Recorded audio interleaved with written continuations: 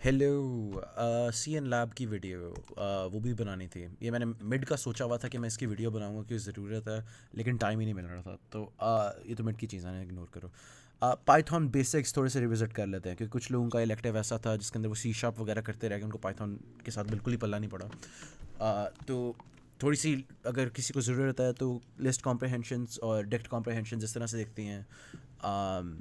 उसके अलावा इसी तरह आप लिस्ट के अंदर कुछ बेसिक चीज़ें कर सकते हो, नेम्स मैच करके, कंडीशंस लगा के, और आप ऑड लेंथ एंड स्ट्रिंग्स वगैरह इस तरह से लाइक लेंथ फंक्शन यूज़ करके निकाल सकते हो। इसी तरह आप अगर काउंटिंग करना चाहो तो आप काउंटिंग भी कर सकते हो। अगर आप सम वाला यूज़ करो, उसके अंदर कोई भी इटरेबल दे दो आप। जैसे यहाँ पे एक मैंने कॉम्प्रहेंशन दी है। तो वो उसके अंदर जो सारे, अगर वो एक लिस्ट बना रहे हो उस लिस्ट के अंदर सारी चीज़ों को प्लस करके दे देगा आपको। तो ये बेसिकली काउंट कर रहा है फंक्शन कि कितने नेम है इस लिस्ट के अंदर जिनके अंदर एक सबस्ट्रिंग है अभी। तो ये मैं टू लोअर किया है। इफ़ आई इन नहीं हाँ, इफ़ अभी इन आई डॉट लोअर, ठीक है। तो for I in my list, मतलब for each item in this list, अगर this substring is in I dot lower, मतलब लोअर केस के अंदर आई को ही डाल दो, तो आपने एक वन डालना। इसके लिए आपको एक अरे मिलेगी 1,1 क्योंकि दो हैं। और फिर ये इसको सम कर देगा। तो हम इस तरह से भी यूज़ कर सकते हैं कॉम्प्रहेंशंस को, लेकिन ये इतना यूज़ नहीं होंगे, आपसे इतनी एडवांस प्रोग्रामिंग नहीं हुई, आप ज़्यादातर काम करोगे स्ट्रिंग्स के साथ। आप बड़ा एडवांस्ड है ना जैसे ये। खैर, तो स्ट्रिंग्स के अंदर आपको हो सकता है कि कुछ चीज़ें कट ऑफ करनी पड़े, तो आप इस तरह से स्प्लाइस वगैरह कर सकते हो। क्या नाम है, आप अगर चाहो कि डिफरेंट इंक्रीमेंट्स के साथ ट्रेवर्स करना, जैसे ए बी है, इसके मैं हर दूसरा लेटर करना, तो आप इंक्रीमेंट भी डिफाइन कर सकते हो, जैसे फॉर लूप के अंदर इंक्रीमेंट होती है। ये एक फॉर लूप की तरह ही है बेसिकली। और इसी तरह से आप अगर आप रिवर्स में करना चाहो, आप -1 भी डाल सकते हो और इसको डिफ़ॉल्ट छोड़ दो। तो काफ़ी सारी ऑप्शंस आ जाती हैं आपके पास। ये स्ट्रिंग्स की कुछ बेसिक चीज़ें थी। अब स्ट्रिंग्स के अंदर एक और चीज़ भी है जो मुझे अभी सवाल करते हुए ऑथर्स के लिए मैं स्लाइड्स नहीं बनाई, तो मैं पाइथन में यहाँ पे करके दिखाता हूँ कि अगर आपके पास, इसको थोड़ा और बड़ा कर दो। अगर आपके पास कोई फ़ाइल, अगर आप रीड कर रहे हो, काफ़ी बार आप फाइल रीडिंग कर रहे हो कि सर्वर के पास फ़ाइल पड़ी है वगैरह, उसके अंदर हो सकता है कि like book title has spaces और आगे कोई उसकी प्राइस लिखी हो। इसी तरह लाइक होगा लाइक ड्यून टू और सम शर्ट। अगर आप वैसे ड्यून टू फक ठीक है, कुछ भी हो और उसके आगे कुछ नंबर लिखा हो या कोई कोई भी डेटा टाइप हो सकती है, स्ट्रिंग भी हो जाए, ठीक है। अगर आप बस कोई डिक्ट पॉपुलेट करना चाह रहे हो, राइट, तो उसके अंदर ना आप इस तरह से करोगे कि आप हर फाइल, इस फाइल को ना मल्टीपल लाइंस में स्प्लिट कर सकते हो। तो उसके लिए एक फंक्शन है पाइथन के अंदर, वो है स्ट्रिंग डॉट स्प्लिट। अब स्प्लिट अगर आप कर रहे हो, आप किसी वाइट स्पेस की बेसिस पे भी कर सकते हो और आप एक स्पेसिफिक कैरेक्टर की बेसिस पे भी कर सकते हो। अगर मैं इसको खाली छोड़ दूँ ना, ये मुझे दे देगा बुक टाइटल हैज़ स्पेसेस वगैरह एक अरे में, और कुछ भी वगैरह सारा कुछ ही आ जाएगा। लेकिन अगर मैं इस तरह से एक स्पेसिफिक सेपरेटर दूँ ना, तो अब वो खाली इसी सेपरेटर की बेसिस के ऊपर सेपरेशंस करेगा। तो अब लाइन के अंदर अभी एक अरे देगा जिसके अंदर हर लाइन एक स्ट्रिंग है। अब इसके अंदर एम्प्टी लाइंस भी होंगी, तो अक्सर बार आप इस तरह से भी करते रहोगे, एफ नॉट लाइन कंटिन्यू वगैरह। उसके अलावा आप ये भी कर रहे होगे कि आप इस लाइन को मल्टीपल वर्ड्स के अंदर मजीद स्प्लिट कर रहे होगे, लाइन डॉट स्प्लिट, इस तरह से, ठीक है। अब इसका हमें फ़ायदा ये होगा कि अब हम नेम वगैरह एक्सट्रैक्ट कर सकते हैं। अगर लाइक बुक टाइटल्स हैं फॉर एग्जांपल, तो मुझे पता है कि पहले सारे जो वर्ड्स हैं ना, आखिरी तक वो सारे हैं क्या नाम है बुक के अंदर। तो मैं ये कर सकता हूँ लेन वर्ड्स -1, ठीक है, या फिर मैं खाली -1 भी कर सकता हूँ। तो ये पाइथन इतनी फ्लेक्सिबल है कि वो -1 को भी खुद ही हैंडल कर लेगा, कि ये लास्ट वाले की बात कर रहा है। तो इसी तरह आप प्राइस भी कर सकते हो, तो वर्ड्स -1, ये हो गया। अब फ़र्ज़ करो मैं इसको प्रिंट करना चाह रहा हूँ, ठीक है। एक सेकेंड, ये लो, प्रिंट करना चाह रहा हूँ मैं नेम कॉमा प्राइस, ठीक है। तो ये मैं कर दूंगा, तो अब इस तरह से हो रहा है। अब हमने तो वर्ड्स को डिफरेंट हिस्सों में तोड़ दिया था, तो उसको वापस भी तो जोड़ना होगा ना अक्सर केसेस में। तो उसके लिए आप एक और काम कर सकते हो, और वो है कि आप यहाँ पे ना कोई दरमियान वाली स्ट्रिंग चूज़ करो और फिर डॉट जॉइन लिखो। तो स्ट्रिंग डॉट जॉइन और एक अरे। तो अब जो है ना ये उसी तरह से काम करेगा जिस तरह से हम चाहते थे, कि अब नेम के अंदर पूरी स्ट्रिंग वो वाली आ गई है वगैरह। तो आप ये काम काफ़ी कर रहे होगे। तो यही कुछ पाइथन के बेसिक्स रिवाइज करने वाले थे और कुछ नहीं था। वायर शार्क इंक्लूडेड नहीं है। तो अब उसके अलावा जो सॉकेट प्रोग्रामिंग है, यूडीपी नहीं आएगा प्रॉब्लली, ठीक है। मैंने जितने भी पास पेपर्स देखे हैं सारे में टीसीपी आएगा, तो आया था। तो अब उन्होंने हर वो अनाउंसमेंट में भी टीसीपी ही लिखा हुआ है, तो मैं यूडीपी को नहीं कवर करने वाला, ये पुरानी वाली बनी हुई है बस। अब अगर टीसीपी का सॉकेट है हमारे पास, टीसीपी के सॉकेट को वैसे आपको पता ही है कि कंस्ट्रक्टर वगैरह की चीज़ें दी होंगी, लेकिन फिर भी सॉक स्ट्रीम होता है, बाइंड होता है ये करने के लिए कि मैं रिज़र्व कर रहा हूँ। आप अपने सिस्टम को बता रहे हो कि यार लोकल होस्ट का पोर्ट नंबर ना अब मैं इस वाले पोर्ट के ऊपर लिसन कर रहा हूँ, तो ये अब और कोई ले नहीं सकता। आपने अपने आप को अटैच कर लिया इस पोर्ट के साथ, अब एक ऑक्यूपाइड पोर्ट है। अब जो भी चीज़ के ऊपर आएगी आप उसको लिसन करोगे, तो उसके लिए एक लिसन कमांड है। अब लिसन जो है ना वो बेसिकली बस ये डिफ़ाइन करी है कि कनेक्शन की जो रिक्वेस्ट्स आ रही हैं उसके बफर का क्या साइज़ होएगा, ठीक है। एक क्योंकि हो सकता है कि आप one request eight a time he cater कर रहे हो, ठीक है। सॉक डॉट एक्सेप्ट करते हो, फिर आप उसको केटर करते हो, फिर सॉक क्लोज करते हो, फिर से एक्सेप्ट करते हो। ये एक नेचुरल फ्लो है। अब इस केस के अंदर हो सकता है कि आपके टास्क के दौरान मल्टीपल रिक्वेस्ट आ रही हो, तो उनको एक वेटिंग क्यू में डाल दिया जाता है डॉट लिसन के अंदर, जो आप डिफाइन करे हो तो जिसका साइज़, ठीक है। और डॉट एक्सेप्ट उसी क्यू में से सबसे पहली आइटम निकाल के आपको दे देगा, सही है। अब इसी तरह से टीसीपी की साइड पे क्लाइंट साइड के ऊपर सॉक डॉट कनेक्ट डालना पड़ता है, और इधर भी एक एड्रेस आता है। और एड्रेसेस जब भी हम सॉकेट प्रोग्रामिंग कर रहे होते हैं तो जिस तरह से 127 वाला लिखा हुआ है ना ट्यूपल, इस तरह की फॉर्म में होता है कि एक आईपी और उसके बाद एक पोर्ट एक ट्यूपल के अंदर, ऑर्डर्ड पेयर टाइप, ठीक है। अब अगर आपने डेटा ट्रांसफ़र करना है तो सेंड करने के लिए सेंड ऑल का वर्ड यूज़ होता है, और ये अगर आप ये करने की कोशिश करो ना कि इस तरह से मैं करूँ तो ये नहीं चलेगा। आप इसके अंदर भेज ही खाली स्ट्रिंग सकते हो। ये मैंने पहले लिखा था और मुझे बाद में जाकर पता चला कि ये नहीं है, तो मैंने ये अपडेट नहीं किया और टाइम ही नहीं मिला। खैर, तो अब हो गया। आप एक स्ट्रिंग को लोगे, उसको इनकोड कर लोगे, एट्सेट्रा एट्सेट्रा। इसी तरह रिसीविंग है। रिसीविंग के अंदर आप एक बफर के अंदर रिसीव करोगे, आप उसको एक साइज़ बता दोगे कि मैं इतने कैरेक्टर्स रीड करना चाह रहा हूँ एट दिस पॉइंट। अगर आपको बफर खाली मिल जाता है तो इसका मतलब है दूसरी साइड से सॉक डॉट क्लोज कॉल हुआ था। तो आप जब भी कर रहे होगे आप इसको भी हैंडल करने की कोशिश करोगे, वरना आप एक बड़ा सा ट्राई ब्लॉक लगा दो, एक्सेप्ट लगा दो, अगर हो गया सॉक डॉट क्लोज। लेकिन अगर आप कंट्रोल चाहते हो अपने कोड के ऊपर तो आप ये वाली चीज़ भी कर सकते हो कि अगर रन टाइम के अंदर रिसीव करते करते क्लोज हुआ तो आप ग्रेसफुली भी एग्जिट कर सकते हो इस तरह से। वरना कुछ लोग यही करते हैं बस सॉक डॉट रिसीव उसके बाद डी कोड, तो वो भी सही है। आप इसी चीज़ को जो 4 लाइन में लिखा हुआ है 1 लाइन में लिख सकते हो, मर्ज़ी है आपकी। खैर, तो ये होगी बात। अब पेपर्स में किस तरह के सवाल आए हैं? पेपर्स में यही होता है हर बार कि आपने अपने रोल नंबर के लिहाज से एक क्लाइंट और सर्वर की फाइल सबमिट करानी है। इन्होंने डॉट सी में कहा हुआ है, अब वो करवाते होते हैं पाइथन में, तो अब डॉट पाई में होगा। ये थोड़ा पुराना पेपर है। अब मैंने ये वाला इसलिए चूज़ किया है क्योंकि इसके अंदर मुझे एक चीज़ इंटरेस्टिंग मिली थी।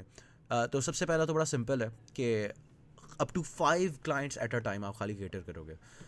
मतलब आप मल्टी थ्रेडिंग कर रहे होगे, तो आपके पास एक मेन, देखो यार पेंट खुल गया, पायरेट सॉफ्टवेयर ठीक है, मेन होगा, और वो जब भी उसको कोई रिक्वेस्ट आएगी ना वो एक नई थ्रेड डिप्लॉय करेगा। और ये कितनी कर सकता है मैक्सिमम?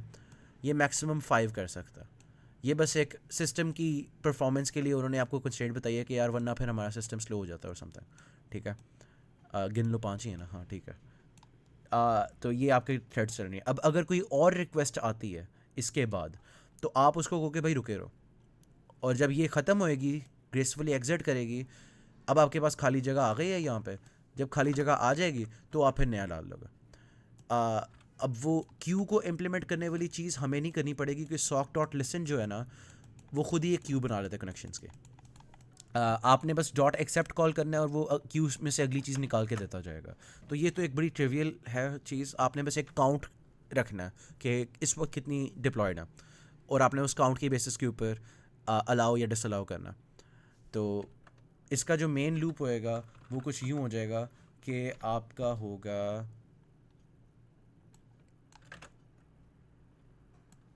वाइल ट्रू, ठीक है, और इधर होगा if count is greater than और इक्वल टू 5, ठीक है, तो कंटिन्यू। वैसे ग्रेटर तो हो नहीं सकता, लेकिन फिर भी जस्ट टू बी सेफ आप कंटिन्यू करते रहोगे, कोई नया कनेक्शन नहीं एक्सेप्ट करोगे। अगर ये कंडीशन फॉल्स थी सिर्फ और सिर्फ तब आप वो कनेक्शन एक्सेप्ट करोगे, टाइप जो भी है, ठीक है। तो उसके अलावा टाइम स्लॉट डिस्प्ले करने हैं कि 4 टाइम स्लॉट्स हैं जी वगैरह। आपने रिजर्वेशन सिस्टम है, ठीक है, कि आपके पास 8 रिसोर्सेज है, फर्स्ट कम फर्स्ट सर्व्ड की बेसिस के ऊपर आपने वो अलॉट करनी है जो बंदा आगे चाहे, ठीक है। अब उसके अलावा एक और रिक्वायरमेंट ये है कि आपने एक मैकेनिज़्म कंस्ट्रक्ट करना है जो अनरिस्पॉन्सिव क्लाइंट्स को खुद ही डिस्कनेक्ट कर दे। तो ये एक ऐसी चीज़ थी जो मैंने नहीं की हुई थी। तो वो कैसे करनी है, वो ऐसे करनी है कि आप ना बस एक बार शुरू में ना अपने सॉकेट के ऊपर ना एक टाइम आउट सेट कर दो 60 सेकंड्स का या जो मर्जी का। तो अब अगर आप रिसीव कर रहे होगे और आपको रिस्पांस नहीं मिलेगा ना, पास्ट अ पॉइंट 60 सेकंड्स या जो भी आपने इनपुट डाली है वो एक एक्सेप्शन थ्रो कर देगा, फिर आप उसको हैंडल कर सकते हो। तो इसका ये बड़ा स्ट्रेट फॉरवर्ड तरीका है कि आप रिसीव कर रहे हो, आपको नहीं रिस्पांस मिल रहा, 60 सेकंड्स बाद या जो भी आपने टाइम आउट सेट किया है उसके लिहाज से खुद हो जाएगा। By default time out none होता है, तो वो इन्फिनिटली चलता रहेगा। तो उससे बचने के लिए ये टाइम आउट की एक्सेप्शन वाली चीज़ है। ये बस एक नई बात थी इसके अंदर। This service should run infinitely, ये तो ऑब्वियस ही बात है कि वाइल ट्रू चल रहा है बस। और एक जो और बात है वो है कि एडमिन पेज भी होना चाहिए। अब एडमिन पेज की रिक्वायरमेंट्स जो दी हुई उन्होंने कहा है कि आप यूज़र नेम और पासवर्ड से लॉगिन करोगे, उसके बाद आपको दिखाई जाएंगी रिजर्वेशंस क्या ले ली गई हैं, ठीक है।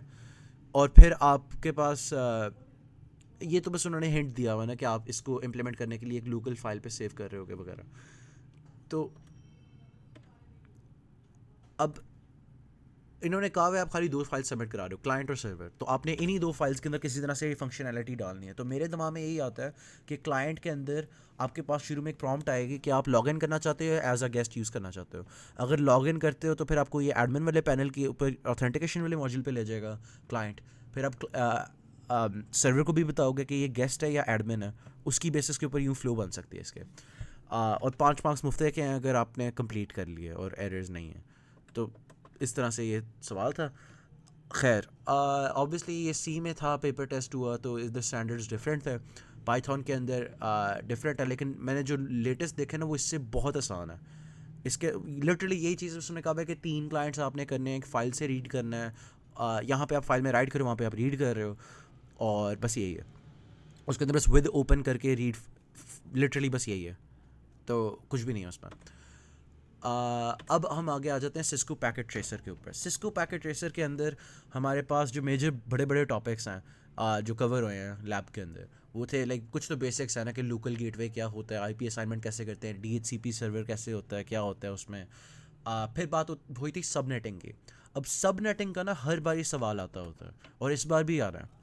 और ये बड़े इजी सवाल आते हैं। तो आप अगर यहाँ पे देखो तो इन्होंने कहा हुआ है कि company has been allocated this block of IP addresses, और उसने सबनेटिंग करनी है इन डिपार्टमेंट्स के लिए। सिर्फ और सिर्फ इस सवाल के लिए आपको 20 मार्क्स दिए जा रहे हैं आउट ऑफ 80, ठीक है। तो ये बहुत इजी है, इसके अंदर कुछ भी नहीं है, बस आपको लोकल गेटवे वगैरह सेटअप करना है। अगर मैं थोड़ा सा दिखा दूँ सिस्को पैकेट ट्रेसर के ऊपर, तो वो लिटरली बस ये चाह रहे हैं, वैसे तो मेरे ख्याल दिखाने लायक भी नहीं क्योंकि आगे आने वाला है जब तक ये चल रहे हैं मेरा ये बहाना। खैर, तो इसमें कुछ भी नहीं है, लिटरली बस सबनेटिंग के 20 मार्क्स हैं। इसी तरह इसी पेपर के अंदर ना, अगर मुझे वो मिल जाए यहाँ पर आगे, ये सवाल था, ये उसी पेपर का हिस्सा है, ठीक है, कि फिर से थोड़ी सी सबनेटिंग कर दो और बस बीजीपी कर दो, और ये पेपर था। टीसीपी का एक सवाल 20 मार्क्स का, सबनेटिंग का एक सवाल 20 मार्क्स का, और फिर से सबनेटिंग प्लस बस बीजीपी कर देना, उसके 40 मार्क्स। तो इसका कोई इतना मुश्किल पेपर नहीं है, स्पेशली रीसेंट वाला है। तो सबनेटिंग आपको आनी चाहिए। उसके अलावा डीएनएस वेब सर्वर्स भी कवर हुए हैं क्लास में, डीएनएस आपको पता होनी चाहिए। वेब सर्वर्स तो बाय डिफ़ॉल्ट ऑन ही होते हैं, आपको पता ही है। एसएमटीपी है, और static routing, OSPF, BGP, NAT, ये टॉपिक्स हमारे। तो मैं इस वीडियो के अंदर एक सवाल करूँगा DNS वेब सर्वर SMTP का, एक सवाल करूँगा मेनली डेमोन्स्ट्रेशन ही दूंगा आगे कि OSPF के अंदर क्या कमांड्स डालनी है, BGP में क्या कमांड्स डालनी है, कैसे चलता है, क्या रूल्स हैं, कहाँ पे एरर्स आते हैं, और NAT। तो इस वीडियो का सिर्फ इतना ही स्कोप है, वरना अगर मैं ज़्यादा लंबे सवाल करूँ ना तो ये जितनी लंबी है उससे भी लंबी हो जाएगी। अब सबसे पहले हमारे पास आ जाता है ये सबनेटिंग तो मैं नहीं कर रही क्योंकि अगले सवाल में सबनेटिंग ही होने वाली है, लेकिन ये बहुत इजी आना है और ये आना है, लाजमी आना है, ठीक है। ये हमारा क्विज था, क्विज 2, और इसके अंदर कहा हुआ है कि a photography studio named Z Captures is setting up a structured network to enhance internal communication, secure email exchange and managed web hosting. The studio has 2 core departments, photography and editing. Each consists of 20 employees. तो आपने इनके सबसे पहले 2 subnet बना लेने हैं या आप 2 नेटवर्क बना लो, आपकी मर्जी है। To ensure efficiency, security and seamless connectivity, the studio requires a robust system to support web hosting, email communication and smart integration of network portals.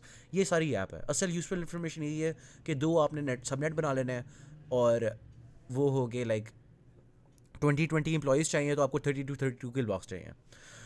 इसी तरह अब उन्होंने थोड़ा सा और एक्सप्लिसिटली अपने ऑब्जेक्टिव्स बता दिए कि वेब सर्वर्स चाहिए आपको दोनों डिपार्टमेंट्स के।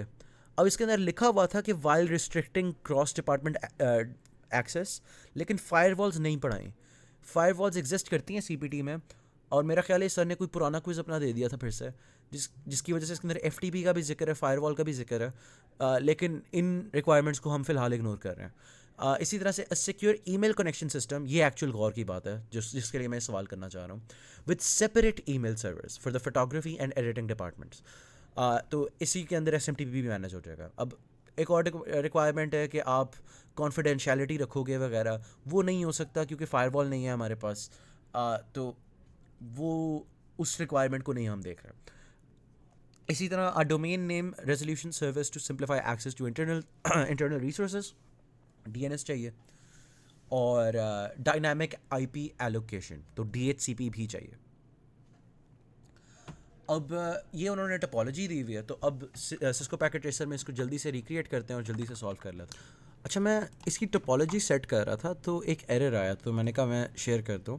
मैं जब ये ऑटोमेटिक वाली वायर चूज़ करने वाला इसके साथ करता हूँ ना, तो कहता है the cable could not be connected to that port. अब मैंने जब देखा कि स्विच के पोर्ट्स का तो मसला नहीं है, तो मैंने देखा यार यहाँ काफ़ी ज़्यादा लिखे आ रहे हैं, लेकिन जब मैं फिजिकल व्यू में गया ना तो मुझे नज़र आया कि इसके अंदर खाली 4 ये वाले पोर्ट्स हैं, और मैं अगर होल्ड करूँ तो ये बता रहे कौन से, PT स्विच NM1CFE। तो मुझे ये वाले थोड़े से और चाहिए, तो मैं बस ये करूँगा, मैं click drag, can not add a module powered on, तो मैं इसलिए ऑफ कर रहा हूँ।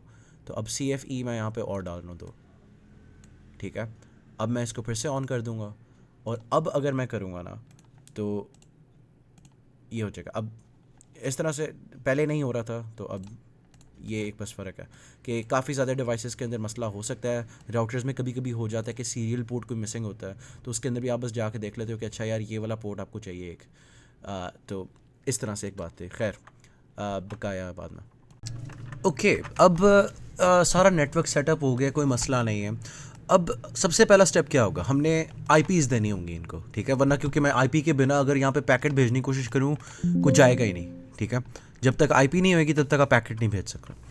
तो सबसे पहले फिर हम क्या करेंगे, अब हमने कहा था कि हम सबनेटिंग करेंगे, और हमें ईच सबनेट के अंदर 20 एटलीस्ट होस्ट चाहिए, उसके अलावा ये सर्वर्स भी हैं, ठीक है। तो लेफ्ट साइड पे अगर देखें तो 20+3 एड्रेस आपको असाइनेबल एड्रेसेस चाहिए होंगे, यहाँ पे साथ 3 सर्वर्स हैं। 23 से ज़्यादा कोई 2 की पावर हो, तो 23 से ज़्यादा 2 की पावर फिर वही बनती है 32, ठीक है, क्योंकि 2 पावर 5 32 है और 2 पावर 4 जो है वो 16 है, तो अगला वही बनता है। अब ये जो है लेफ़्ट वाला सबनेट और राइट वाला सबनेट, मैं इनको ना लेबल्स दे रहा हूँ 192.168.10/27। अब 27 क्यों मैं कर रहा हूँ, क्योंकि 32 जो होता है ना, 32 अगर मैं करूँ log 32 डिवाइडेड बाय 2 का log, तो ये मुझे बताता है 5। तो अगर मैं 32 ऑप्शंस चाहता हूँ अपने थिंक प्रोडक्ट रूल, राइट, ये मैं पहले भी कर रहा था, देख लो आपके पास 3 4 5, अगर आप चाहते हो होस्ट एड्रेस के अंदर 32 कॉम्बिनेशंस बने आपके पास, तो आपको 5 बिट्स चाहिए होंगे। ये इस तरह से निकाला, सही है। तो और आपके फिर ये सारे नेटवर्क बिट्स होंगे पिछले दो तीन ऑक्टेट्स के अंदर, और आखिरी ऑक्टेट के अंदर आपका यहाँ पे होस्ट बिट्स होंगे जो 5 बिट्स हैं यहाँ पर, ठीक है। तो एक ये सबनेट बन गया, और दूसरा जो सबनेट है ना आपका, वो बन जाएगा यही चीज़ +32, ठीक है। कि पहले 32 0 से 31 ये एड्रेसेस, उसके बाद 32 से आगे 63 तक ये एड्रेसेस। इतना हो गया। अब एक स्टैंडर्ड है कि हम जब भी किसी सबनेट के अंदर राउटर को डाल रहे होते हैं ना, तो हम उसको पहला वाला देते हैं। इसको प्रूव अगर मुझे करना पड़े तो मैं दिखाऊंगा कि 186.10.1 जो है, ये मेरे प्राइवेट आईपी जो है इस वक्त। अगर मैं अपने CMT पे जाऊँ, IP कॉन्फ़िग लिखूँ, तो मेरा 192.168.10 की टर्म्स में है यहाँ पर, ठीक है। और मेरा डिफ़ॉल्ट गेटवे 10.1 है, सही है। तो ये जो चीज़ है ना, ये मेरे राउटर का एड्रेस है। तो बाय स्टैंडर्ड हमेशा यही होता है कि पहला वाला जो है ना, वो आपका राउटर का चला जाता है। इससे फ़ायदा ये होता है कि आपको हर किसी को सेट करने में इजी लगेगा कि अच्छा ये 0.1 वाला है। जब मैं यहाँ पे डिफ़ॉल्ट गेट पे सेट कर रहा हूँ, तो मुझे पता होगा कि यार 0.1 वाला अपने सबनेट के अंदर, तो मैं सबसे पहले ना इनको ही दे देता हूँ एड्रेसेस। अब मुझे नहीं पता कि FA00 ये वाला कनेक्टेड है, ये वाला कनेक्टेड है, तो इसीलिए ना मैं एक ऑप्शंस में सेटिंग चेंज करने वाला हूँ। प्रेफरेंसेस में जाओ, ऑप्शन से, और ये वाले जो है ना चेक बॉक्स, ये ऑन कर लो। ये आपको बता देगा कि कौन सा पोर्ट किसके साथ कनेक्टेड है। तो अब मुझे पता चल गया कि लेफ़्ट वाला 00 है, तो इसको मैं एड्रेस इसलिए दूंगा 192.168.1.1। अब हम सब नेटिंग कर रहे थे, तो यहाँ पे क्या आएगा? अब ये बात हो रही थी ना 2 पावर 5 वाली, तो इसके नेटवर्क एड्रेस ये होगा, सही है। ये इसका नेटवर्क एड्रेस हो गया। अब ये बाइनरी टू वो डेसिमल कन्वर्जन करने के लिए आप ये भी तो कर सकते हो 2 पावर 7 + 2 पावर 6 + 2 पावर 5, और आपने इस तरह से निकाल लिया है। लेकिन इसका एक ज़्यादा आसान तरीका भी एग्जिस्ट करता है, बस 2 पावर 8, और यहाँ पे आ जाएगा आपके कितने होस्ट बिट्स हैं, तो ये एग्जैक्टली वही आंसर देगा। तो यूँ भी आप सबनेट मास्क जल्दी से निकाल सकते हो। ये निकल गया। अब ये पहली हमने IP असाइन कर लिया। अब दूसरा जो हमारा काम है वो है राइट साइड वाले पे भी IP असाइन करना।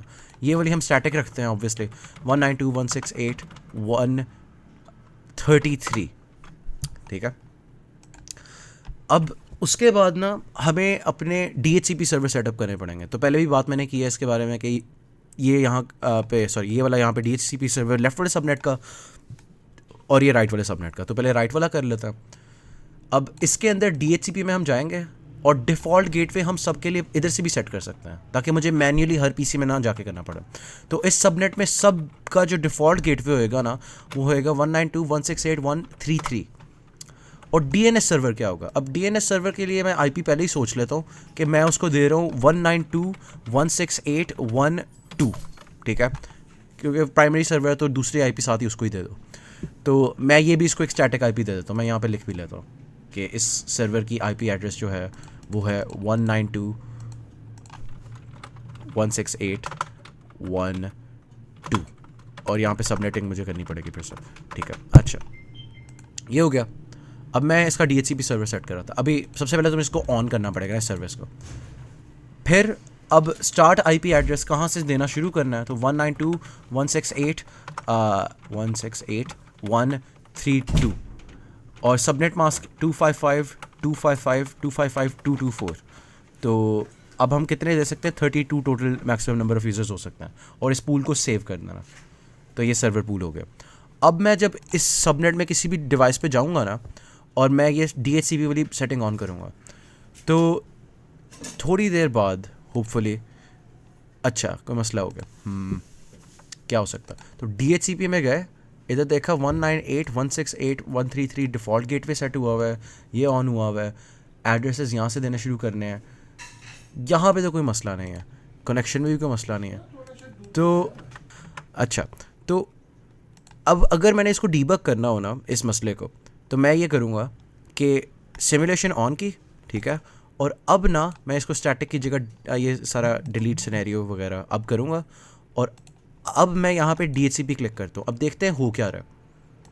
अब ये थोड़ा देखने के लिए इसको मैं बाहर को खींच रहा हूँ ताकि मुझे प्रोटोकॉल वगैरह भी नज़र आ जाए। ये थोड़े से मैं पैनल्स रीएडजस्ट कर रहा हूँ ताकि देखने में आसानी हो।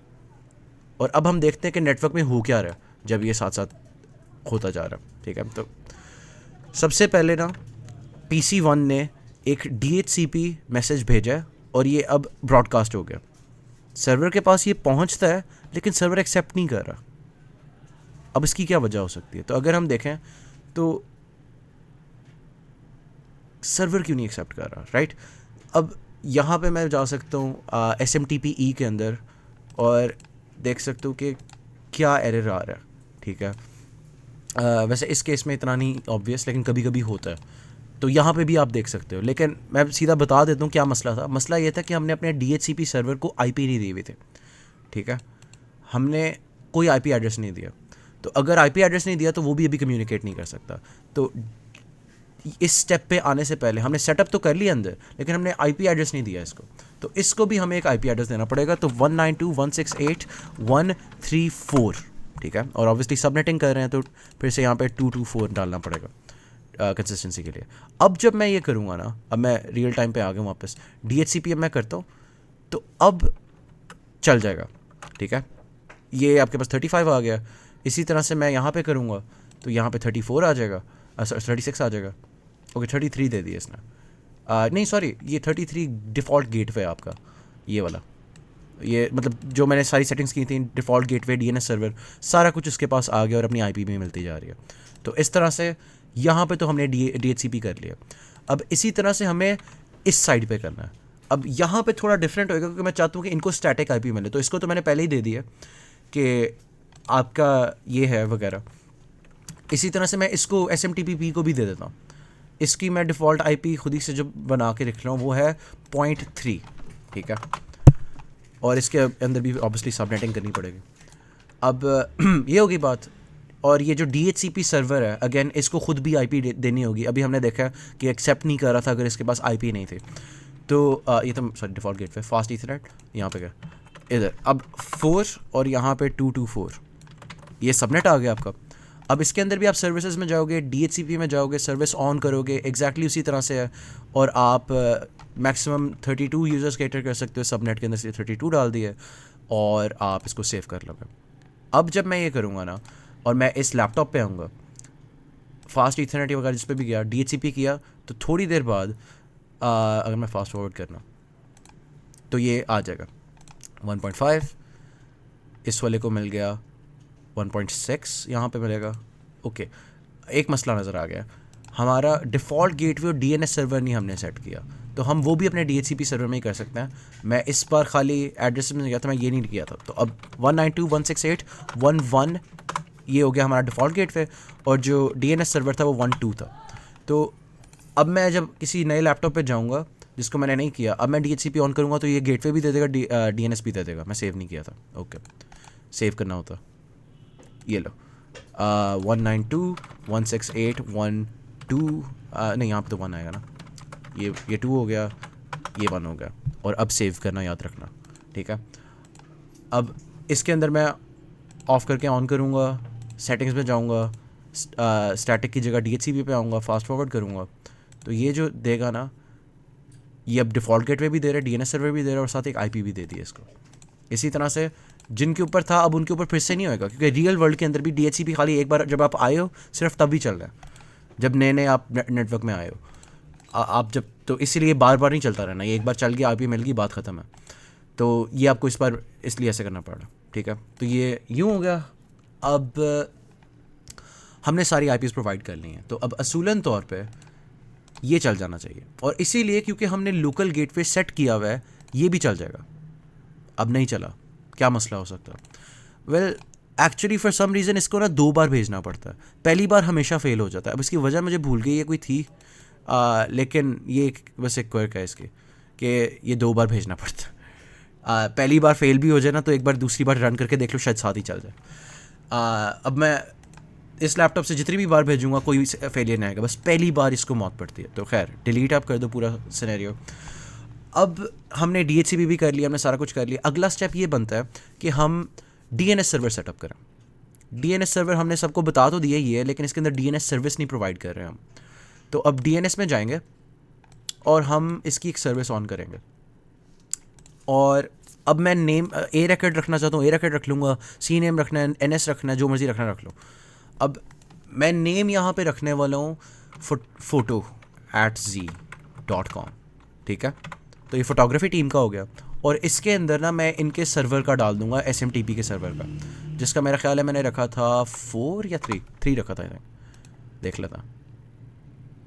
तो फास्ट ईथरनेट पे गए और यहाँ पे ही है। अच्छा, अब एक और बात भी है, इन सर्वर्स को भी ना अभी बाद में मसला होगा DNS का, चलो जब आएगा तो मैं वो दिखा दूंगा। खैर, तो photo@z.com ये हो गया, 192.168.1.3 सही है, ऐड किया।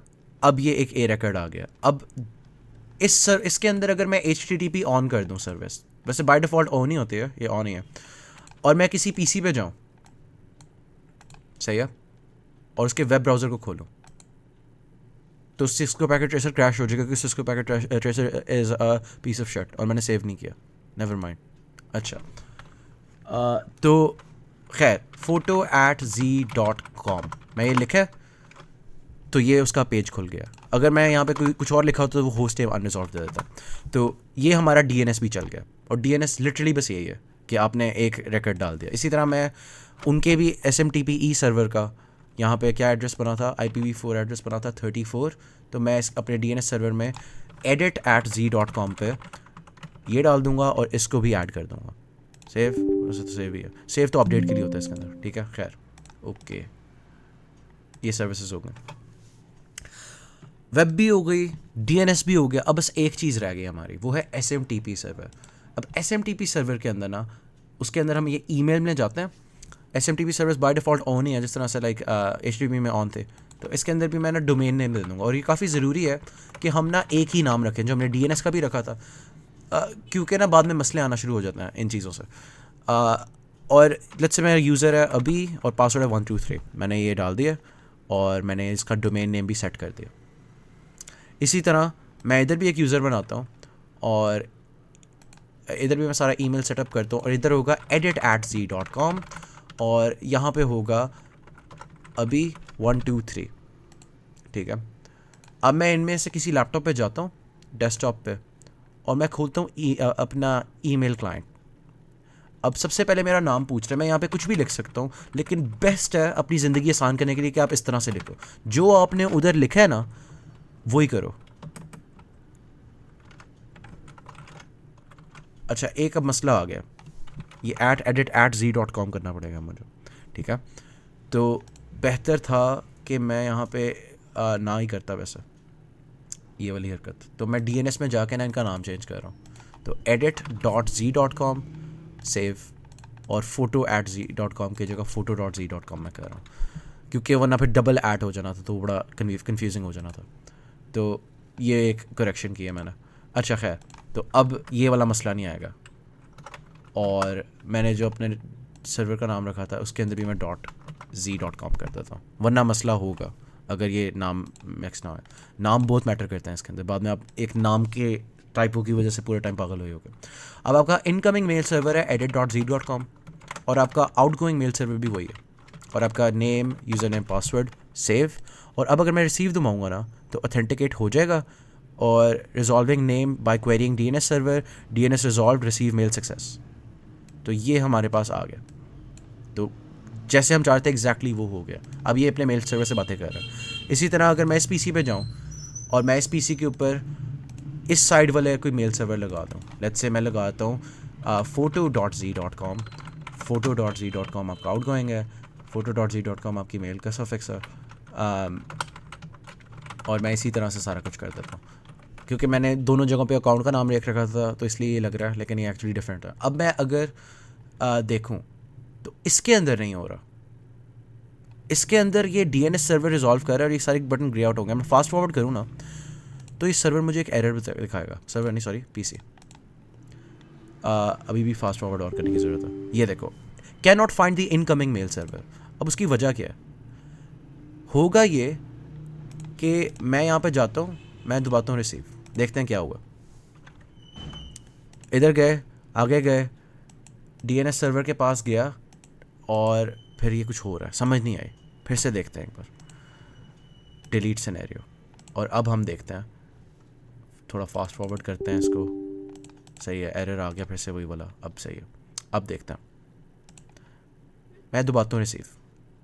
अब इस पर क्या होगा, एक डीएनएस क्वेरी जा रही है। सबसे पहले डीएनएस क्वेरी जाती है और स्विच भी ख़त्म हो गई है।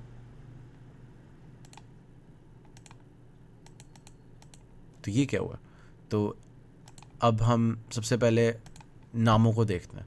अब लगेगा नहीं है, लेकिन काफ़ी बार ना आपको डीएनएस सर्वर, मुझे नहीं पता कि ये इस बार भी वही मसला है या नहीं, लेकिन एक बार मेरे साथ इस तरह का कुछ मसला हुआ था। ये मसला है इसका, डिफ़ॉल्ट गेटवे इसका पहले सेट करना है और ये डीएनएस सर्वर बनाना है। इसी तरह इन सर्वर्स का भी सबसे पहले तो ये बड़ा ऑब्वियस मसला है, ठीक है, कि इसका डिफ़ॉल्ट गेटवे सर्वर नहीं हुआ हुआ, इनका डीएनएस सर्वर नहीं सेट हुआ हुआ, तो इसका भी ये करना पड़ेगा। सही है, डिफ़ॉल्ट गेटवे आपका हो जाएगा 33। ओ भाई IPv6 में लिख रहा हूँ मैं, ठीक है, और ये 2, तो बूम बूम, ठीक है, सारा कुछ हो गया। अब अगर मैं करूँगा ना, तो अब रिसीव हो जाएगा। तो अब मैं एक चीज़ टेस्ट करना चाह रहा था, क्योंकि एक बार मुझे लग रहा है कि मेरे साथ यही मजाक हुआ था कि मैं फॉर सम रीज़न कुछ इस तरह से हुआ था। शायद मुझे गलत याद आ रहा है, लेकिन हुआ था। अब देख लेता है, नहीं नेवर माइंड, इतना नहीं मैटर करता वो। ओके ठीक है, सही है। तो बस मसला यही था कि इसका जो डीएनएस सर्वर था वो तो सेट था, लेकिन इसका डीएनएस सर्वर और लोकल गेटवे नहीं सेट था। तो लोकल गेटवे ज़्यादा इंपॉर्टेंट चीज़ है, डिफ़ॉल्ट गेटवे नहीं सेट था। तो डिफ़ॉल्ट गेटवेज़ का ये वाला इंटरफेस होना चाहिए था। हमने अपने DHCP के थ्रू क्लाइंट्स को तो कह दिया था, होस्ट को तो कह दिया था, लेकिन सर्वर्स का करना भूल गया था। तो ये एक मसला आया था। अब ये हो गया। अब मैं ना अपने आप को मेल भेजता हूँ दूसरे वाले अकाउंट पर, अभी @photo.z.com, और मैं लिखता हूँ टेस्ट इक्वल्स, ठीक है। अब मैं सेंड करता हूँ, लिखा आ गया सेंड सक्सेस। अब इसके ऊपर भरोसा नहीं करना, कभी कोई झूठ भी बोल रहा होता है। तो अब हम इधर जाके डबल चेक करते हैं, और अब ईमेल में जाएंगे, रिसीव करेंगे, नज़र नहीं आ रहा। फास्ट फॉरवर्ड करते हैं थोड़ा, नहीं आ रहा, ठीक है, क्या हुआ हो सकता। ओह, मैंने अपने आप को ही भेज दिया।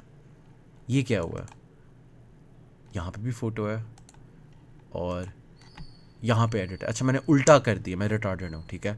मैंने एडिट का अकाउंट यहाँ पे खोला हुआ।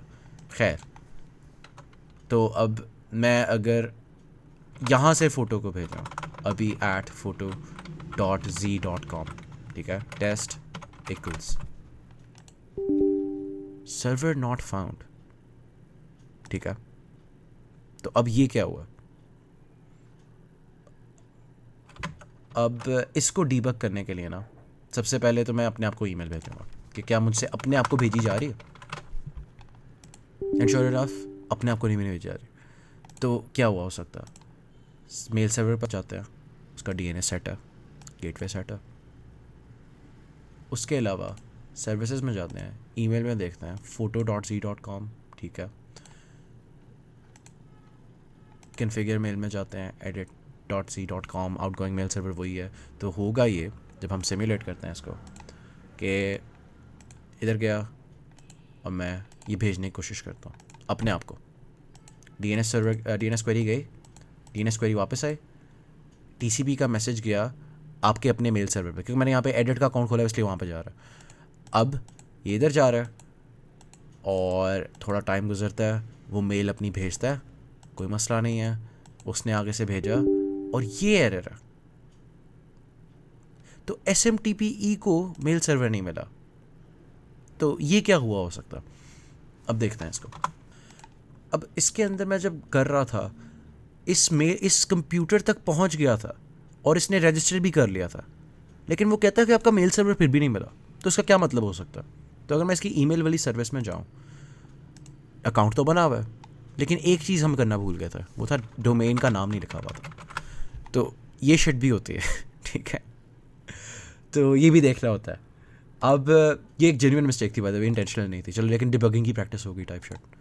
अब मैं अगर भेजूँ अपने आप को ही, अभी मैं अपने आप को ही भेज रहा हूँ टेस्ट एक, और मैंने अभी फिर से यहाँ पे गलत लिख दिया, एडिट डॉट, और यहाँ पे नाम होना चाहिए मेरा अपना, ठीक है। तो अब असूलन तौर पे मुझे मेल आ जानी चाहिए। ये पीसी अपने आप को मेल भेज सकता है, ठीक है, गुड। क्या ये दूसरे वाले को भेज सकता? तो अब उसको देखता, लिखा तो आ रहा है सेंड सक्सेस। अब देखते हैं, इसके डेस्कटॉप पे गए, यहाँ पे चेक किया, एंड श्योर इनफ हुआ हुआ। तो इस तरह से ये करना था, और ये सवाल इतना ही था। अब होपफुली थोड़ा सा समझ आ गया होगा कि इन चीज़ों को किस तरह से मैनेज करना है, कोई मसला आ जाए, क्या मसले आते हैं, एक्सेट्रा। ओके, हमारा अगला टॉपिक है राउटिंग। तो अभी तक हम जो कर रहे थे ना, हम बस एक लोकल गेटवे सेट कर देते थे और राउटर जादू से खुद ही कुछ कर लेता था। उसकी वजह ये थी कि इन सारे केसेस के अंदर ना, इस वाले में भी, आप जब राउटर को यूज़ करते थे ना, वो राउटर डायरेक्टली कनेक्टेड होता था दूसरे वाले नेटवर्क से। अगर वो राउटर इनडायरेक्टली कनेक्टेड हो ना किसी और नेटवर्क से, तो ये नहीं काम चल सकता। मतलब अगर इस सिनेरियो के अंदर मैं लोकल गेटवे दोनों के सेट भी कर लूँ ना, तो नहीं चलेगा। इस केस के अंदर मुझे एक चीज़ करनी पड़ेगी जिसको कहते हैं स्टैटिक राउटिंग। तो ये सिनेरियो अगर हम थोड़ा सा बनाने की कोशिश करें, ज़्यादा टाइम नहीं लगना चाहिए। आपके पास एक पीसी है, एक और पीसी है, बीच में आपके 2 राउटर्स हैं, एंड दैट्स इट। ये पीटी राउटर, ये पीटी राउटर, और मैं तार सेलेक्ट खुद करने की जगह ये कर लूँगा, और मुझे मेरा वो प्रेफरेंसेस वाले की वजह से पता चल जाएगा कौन से पोर्ट पे क्या चला हुआ। ठीक है, सही हो गया, ये हो गया। अब फिर से राउटर है तो पोर्ट खुद मैन्युअली ऑन करना पड़ता है। तो एफए वाला पोर्ट भी ऑन किया, इसको कोई आईपी दे दी 192.168.1.1, ठीक है। और सीरियल जो था इसको भी दे दी 192.168.2.1, और इसको भी ऑन कर दिया। इसी तरह यहाँ पे जो था फास्ट ईथरनेट में गए, पहले तो इसको लेके पूरा कर रहा है ना, 192.168.2.2, ठीक है, क्योंकि इसने उससे दूसरे वाले से बात करनी है। और यहाँ पे एक तीसरा नेटवर्क बन गया 192.168.3.1। इसी तरह से यहाँ पे इस डिवाइस को आईपी चाहिए होगी, तो हो जाएगा 192.168.1.3.2। अब सबसे पहले तो हम इनके लोकल गेटवे सेट करते थे ना, तो इसका लोकल गेटवे भी सेट करना। तो इसका डिफ़ॉल्ट गेटवे हो जाएगा 192.168.3.1, और इसी तरह से इस वाले का हो जाएगा 192.168.1.1, और इसको अपनी आईपी भी देनी है, तो वो है 192.168.1.2, ठीक है। अब इस केस के अंदर पीसी राउटर से बात कर पा रहा है, ये वाला राउटर भी इस पीसी से बात कर पा रहा है। होपफुली, नेवर माइंड, कुछ मसला हो गया, देखना। FA00 पे 3.1 था, ये भी 2.2 था, ठीक है। इसको आईपी दी हुई थी, इसको भी आईपी दी हुई थी, क्या मसला हुआ है? तो वही वाली बात कभी कभी फॉर सम रीज़न पहले वाला फेल हो जाता है बिना वजह, ठीक है। अब ये राउटर्स भी आपस में बात कर सकता है, ठीक है, कोई मसला नहीं। लेकिन ये राउटर इस पीसी से बात नहीं कर सकता, क्योंकि इसको पता नहीं है कि ये राउटर इस चीज़ के साथ भी कनेक्टेड है। तो वो बताने के लिए ना हम एक चीज़ करते हैं, उसको कहते हैं राउटिंग। अब वो स्टैटिक राउटिंग करनी हो तो आपके पास ये ऑप्शन आ जाती है कि आपने अगर कभी भी 192.168.3 वाले नेटवर्क पे जाना है ना, तो आपका नेक्स्ट हॉप बनता है 192.168.2.2। तो अब इसको पता चल गया है कि ये वाली चीज़ इससे कनेक्टेड है, लेकिन इसको नहीं पता चला कि ये वाली चीज़ इससे कनेक्टेड है। तो अब मैं अगर करूँगा ना यहाँ पे 192.168.1.0 जाना है अगर आपने, तो आपका नेक्स्ट हॉप होगा 192.168, क्या नाम है,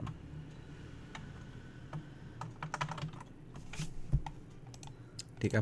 तो अब इसके थ्रू मैं इससे बात कर सकता हूँ।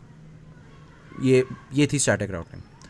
और अगर आपने कभी राउटिंग टेबल देखना हो तो आप इस तरह से भी देख सकते हो, सही है, कि नेक्स्ट हॉप आईपी अगर ये नेटवर्क है, तो वो मैंने ये मैग्नीफाइंग ग्लास से खोली है। अब ये तो बड़ा सिंपल था ना। अगर इसी चीज़ को मैंने OSPF के साथ करना होता तो मैं कैसे करता? तो मैं ये स्टैटिक राउटिंग रिमूव कर रहा हूँ दोनों साइडों से, सही है। और अब यहाँ पे आएगा राउटर, और राउटर का आएगा CLI। अब कुछ चीज़ें हैं CLI के बारे में जो आपको पता होनी चाहिए। वो है कि देयर आर मल्टीपल मोड्स। इस वक्त मैं राउटर पे लिखूंगा ना कॉन्फ़िग, चलेगा ही नहीं, वो समझेगा कोई कमांड है, कोई प्रोग्राम है, नहीं चलेगा। लेकिन मैं इसको इनेबल करूँ ना, और अब ये राउटर शार्प लिखा आ गया है एंगुलर ब्रैकेट की जगह, तो अब ये मैं कॉन्फ लिखूंगा, समझ आ जाएगा इसको कि मैं कन्फिगर करना चाह रहा हूँ। और अब राउटर कॉन्फिग शार्प लिखा हुआ है, तो इसको पता है मैं कन्फिगरेशन वाले मोड पे हूँ। तो अगर मैं एग्जिट करूँ इस मोड को, तो अब मैं राउटर शार्प पे हूँ। अब मैं यहाँ पे शो आईपी राउट कर सकता हूँ, तो ये मुझे राउट दिखा रहा है। लेकिन यही चीज़ अगर मैं कॉन्फिग में करूँगा शो आईपी राउट, तो वो कहेगा अनरिकग्नाइज कमांड। तो लेवल मैटर करता है, आप जो भी कमांड अप्लाई कर रहे हो। और जो भी ये OSPF BGP वगैरह वाली कमांड्स हैं, कॉन्फिग लेवल पे चल रही हैं। तो राउटर पहले OSPF कर लेता है, OSPF प्रोसेस ID 1।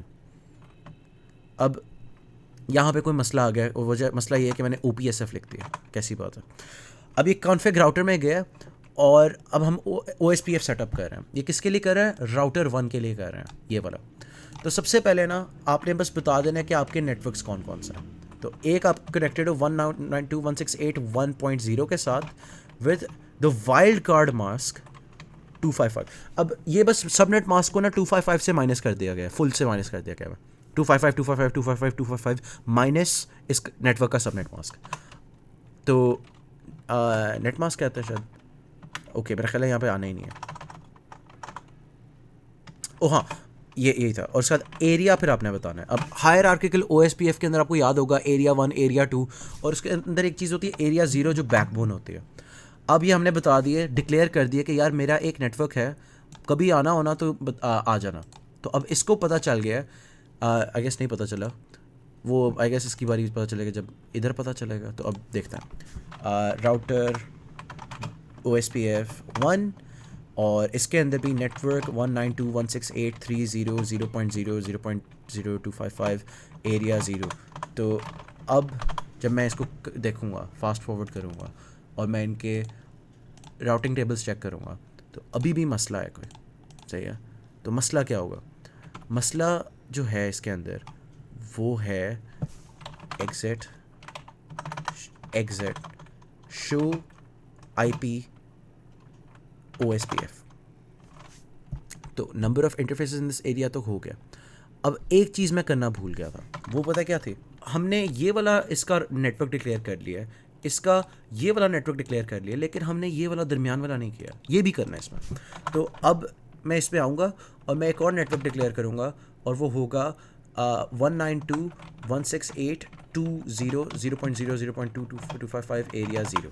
ठीक है, इसी तरह यहाँ पे आएगा नेटवर्क, पहले फिर से राउटर OSPF, क्योंकि मैं सही लेवल पे नहीं था, नेटवर्क 192.168.2.0.0.255 एरिया 0। तो अब अगर मैं इसका राउटिंग टेबल चेक करूं, अभी भी मसला क्या हो सकता है? फास्ट फॉरवर्ड करना था लिटरली। ये इसके अंदर बहुत ज़्यादा ऐसे होता है, तो फास्ट फॉरवर्ड ना बार बार स्पैम किया करो। अब एक और चीज़ है इसके अंदर, अगर मैं इसके अंदर मैं ज़रा OSPF इस वाले से रिमूव करता हूँ, ठीक है, एग्जिट नो राउटर OSPF 1, तो अभी ये बस रिमूव कर देगा जो अभी हुआ था। मैं अगर अभी भी इसको करूँ ना शो IP OSPF, तो कहेगा है ही नहीं, चल ही नहीं रहा इस पर। तो मैं फिर से कॉन्फिग T पे जाता हूँ, और कॉन्फिग T पे आ गया, और राउटर कॉन्फिग राउटर OSPF 1। अब मैं इस वाले फिर से OPSF लिख दिया। अच्छा, इस वाले राउटर के बारे में फिर से OSPF कर रहा हूँ। अब मैं एक एरर डेमोस्ट्रेट करना चाहता हूँ, जो मेरे साथ एक बार हुआ था और मैं फिर सैड हो गया था टाइप से। एरिया 0, और मैंने नेटवर्क तो लिखा ही नहीं, ये लो।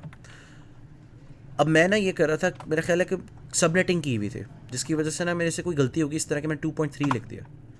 अब जहाँ तक मुझे याद है कभी कभी साइलेंटली फेल कर जाता। तो अब मैं इसके ऊपर फास्ट फॉरवर्ड भी कर रहा हूँ ना, यहाँ पे आ गया है, यहाँ पे आ गया, ओके आई गेस वो BGP होगा, साइलेंट फेलियर वाला। लेकिन इस तरह की कमांड्स के अंदर ना अगर आप गड़बड़ कर दो ना छोटी सी भी, ये एरर मैसेज नहीं देते कभी कभी, ये ना बस कुछ करते ही नहीं है। तो ये भी होता है। इस केस के अंदर कोई मसला नहीं हुआ क्योंकि वो नेट मास्क वगैरह वाला सही था, बट ये होता। खैर, ये था हमारा OSPF, बहुत स्ट्रेट फॉरवर्ड है। और अगर मैं आपको दिखाऊं पास्ट पेपर का क्वेश्चन, ये पास्ट पेपर का क्वेश्चन है, आपको बताया हुआ है कि एक राउटर है वो राउटर 1 और राउटर 3 से कनेक्टेड है विया 10.1.1 और 10.1.2, ठीक है। इसी तरह एक राउटर 3 है, वो राउटर 2 के साथ कनेक्टेड है, मतलब तीनों ही एक ट्रायंगल में कनेक्टेड है। और राउटर 1, राउटर 2 और राउटर 3 इन सब के अपने अपने लैंड्स हैं। तो इन लोगों ने ना सिर्फ और सिर्फ बस अपने 3 आउटगोइंग एजेस जो हैं, जो इस केस के अंदर इस तरह से हो जाएगा ना, अगर मैं कंट्रोल सी कंट्रोल वी कर दूँ यहाँ पर, ओ भाई चलो यार नया ही बना लेते हैं, क्या याद करेगा। राउटर पीटी राउट, ये रहा वो। बेसिकली ये बस हुआ हुआ है।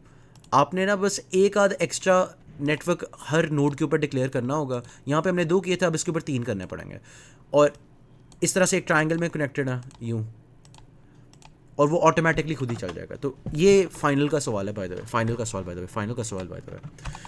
ओके, फाइनल जो एक आध चीज़ रह गई है वो बीजीपी भी एग्जैक्टली इसी तरह से काम करता है। अब मैं इसी एग्जांपल के अंदर बीजीपी भी कर सकता हूँ, ठीक है। अगर मैं इधर आऊँ और मैं यहाँ से कर दूँ नो राउटर OSPF1, मैंने इधर से भी OSPF रिमूव कर दिया और मैंने इधर से भी OSPF रिमूव कर दिया, एक्सेट नो राउटर OSPF1। तो अब अगर मैं इनके राउटिंग टेबल्स खोलूँगा ना, ओ भाई नहीं, राउटिंग टेबल्स खोलूँगा ना तो ये खाली पड़ा है। अब इसी के अंदर अगर मैं राउटर BGP1 लिखा होता ना, अब OSPF में 1 तो ये प्रोसेस आईडी थी, इसके अंदर AS नंबर है, ठीक है।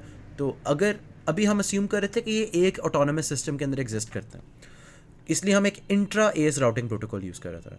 अगर ये 2 अलहदा ASs को कनेक्ट कर रहे होते हैं, 2 राउटर्स, ठीक है, ये किसी और AS का राउटर है, ये किसी और AS का राउटर है, तो हम BGP यूज़ करते हैं। तो BGP लेट्स से ये लेफ्ट वाला हमारा जो है वो AS1 है और ये राइट वाला AS2 है।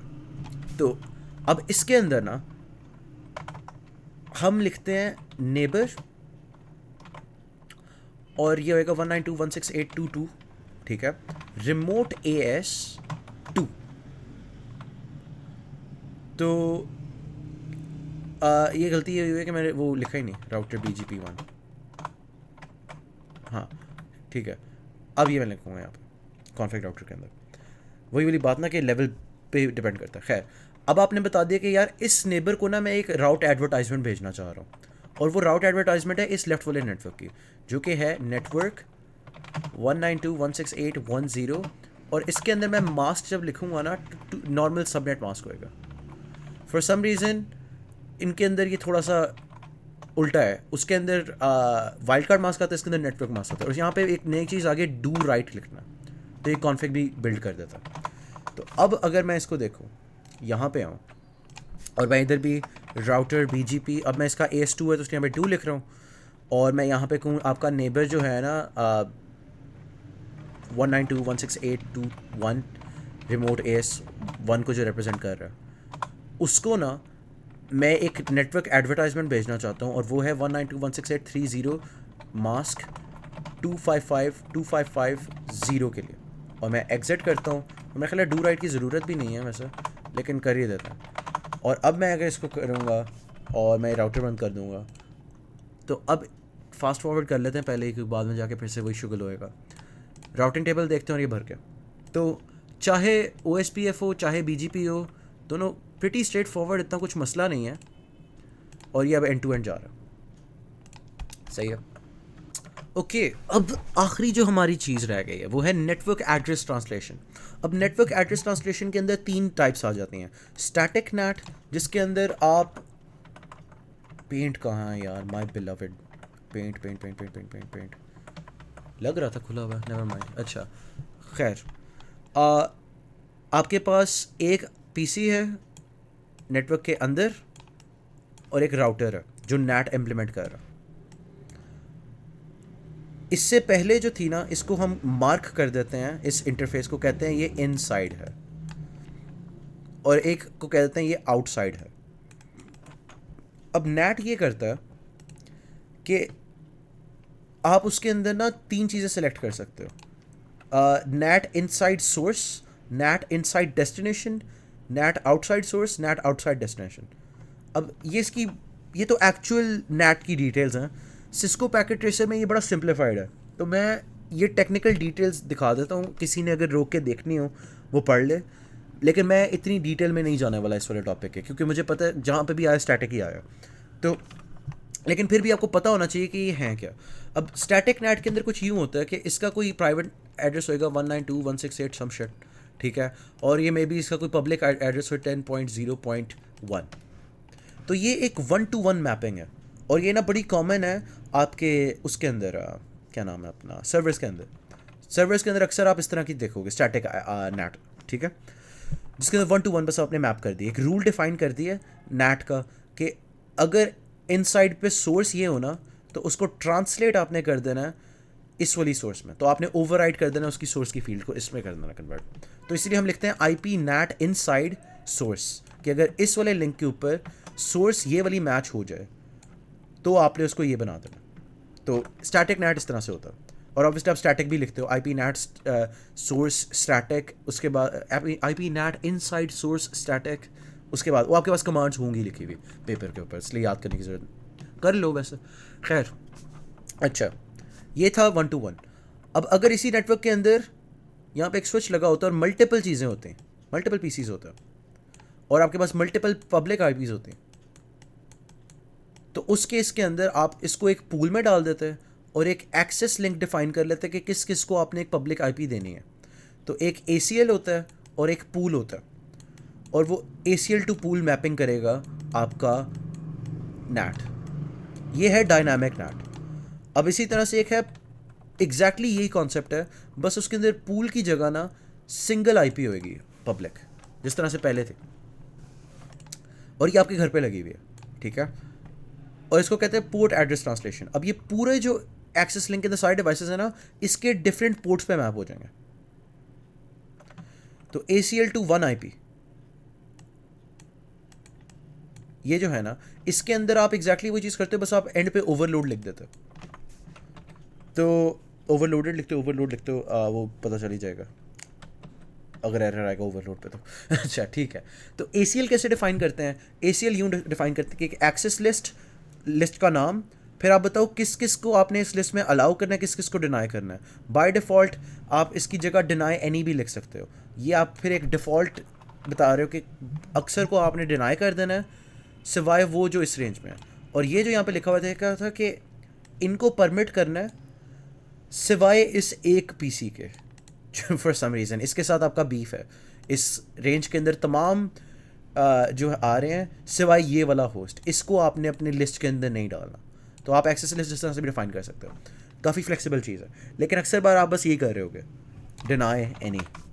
तो मेजर रूल ये है, मोर स्पेसिफिक रूल ये है, तो वो longest prefix match type shit इस तरह से हुआ। और पूल के अंदर आप बस IP NAT पूल का नाम, एड्रेसेस और फिर सबनेट मास्क, ठीक है, ये डायनामिक NAT पे यूज़ होता है। और तो यही है static NAT, dynamic NAT, overloaded NAT वगैरह। अब अगर मैं एक करके दिखाऊं तो यहाँ पे ना मैं फॉर सिंप्लिसिटी करूँ या ना करूँ, एक कॉम्प्लिकेशन आने वाली है। खैर, अच्छा, मैं ना इस राउटर के ऊपर NAT कन्फिग करता हूँ, ठीक है,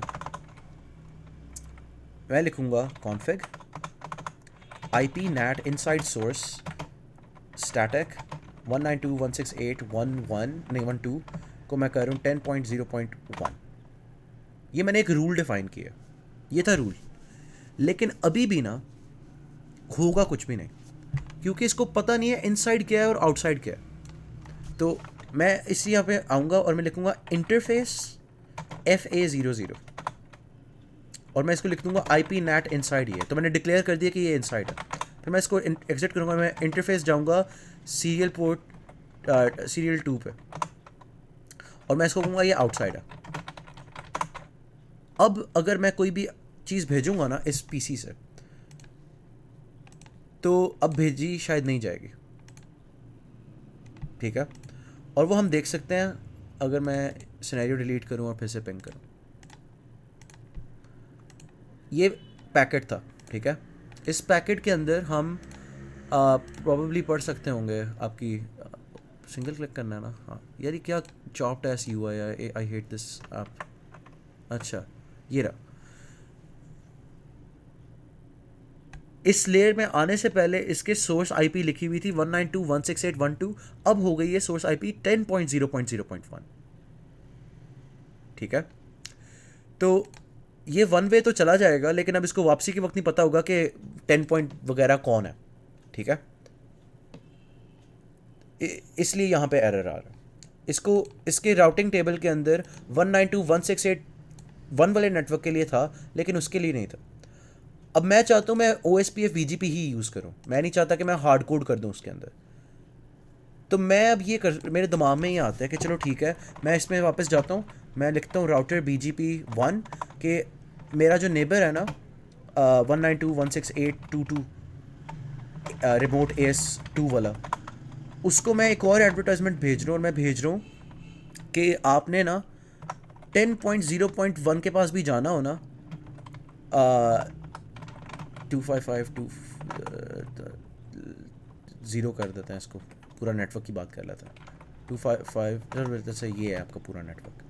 आपने इस ब्लॉक में किसी से भी बात करनी ना, आप मुझे बताना, और मैं एग्जिट करके डू राइट करता हूँ। तो अभी भी ना, अच्छा सबसे पहले तो ये रियल टाइम में इसको आगे करता हूँ। अभी भी कुछ नहीं हुआ होगा, अभी भी वही इसके पास एक पड़ा हुआ है, इसके पास 10 वाला नहीं आया, जबकि मैंने एडवर्टाइजमेंट भेजी है।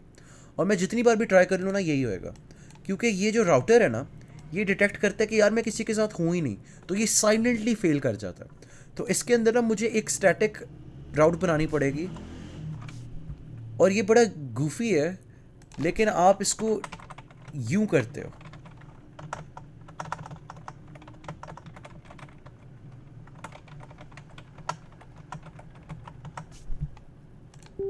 अब ये कहेगा इनवैलिड IP एड्रेस एंटर्ड, तो यहाँ पे नहीं ये चल सकता, ये आपको इधर चलाना पड़ता है। IP आई थिंक ये होता है IP राउट 10.0.0.0 मास्क 255 में से 00 कर लेता है 00, और इसको आपने भेजना है null 0 पे। और अब मैं इसकी कॉन्फ़िग खोलूँगा और स्टैटिक राउटिंग में जाऊँगा ना, तो ये via null 0 हो जाएगा। ये जो है ना, ये बेसिकली इसको कह रहा है कि आपने कहीं नहीं जाना। और अब अगर मैं एग्जैक्टली वही BGP एडवर्टाइजमेंट भेजूँगा जो मैंने पहले भेजी थी, ठीक है, तो वैसे तो मेरे ख्याल है मुझे भेजने की ज़रूरत नहीं पड़नी, उसकी वो लास्ट वाली याद होगी। देखते हैं आया या नहीं आया। तो अब आ गया, अब उसको पता है नेटवर्क 10 को भी भेजना है ना अगर, तो वो इसके थ्रू भेजना है। तो ये मुझे बड़ा अजीब लगता है, लेकिन ये जब आप BGP और OSPF वगैरह नेट के साथ मिला के यूज़ कर रहे होते हैं ना, आपको ये करना पड़ता है। तो ये actually fucking crazy, I don't know क्यों, लेकिन ये इस तरह से काम करता है। और अब अगर मैं इससे इसको पैकेट भेजूंगा ना, अब सक्सेसफुल हो जाएगा। तो नेट ये थी, और यही अगर मैंने ऑब्वियसली वो स्टैटिक बता दिया तो वही समझ आ गई होगी। और यही सवाल इस तरह का एक आया हुआ था हमें क्विज़ के अंदर, बस ये 4 ASS बन रहे थे, और इनमें से एक के ऊपर नेट हो रहा था, और उसके अंदर यही एक मसला आ रहा था जिसकी वजह से हम पागल हुए हुए थे कि यार ये कैसे करना। तो आज मुझे ये पता चला, टुडे आई लर्नड। ठीक है, तो होपफुली इससे कोई फ़ायदा हुआ होगा। आई नो काफ़ी लंबी थी, लेकिन चैट मजबूरी है। टाइम स्टैम्प्स देख लो type shirt. Bye bye, good luck for your exams type shirt.